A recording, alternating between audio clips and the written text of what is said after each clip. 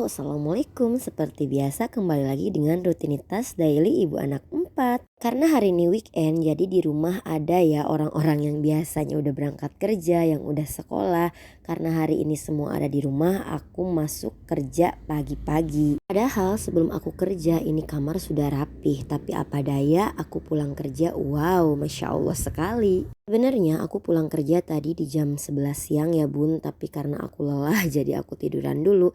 Ini di jam 4 sore baru aku bikin video dan beres-beres. Jadi seperti yang bunda lihat, sebelum aku rapi-rapi kamar aku tutup-tutup dulu gorden ya bun, karena memang sudah sore. Setelah kasur yang sebelah rapi, aku lanjut yang satunya lagi dan aku mau lanjut sapu-sapu seperti biasa ya bunda. Please bunda-bunda sayang, jangan bosan ya lihat daily life aku yang memang pasti begini-begini aja.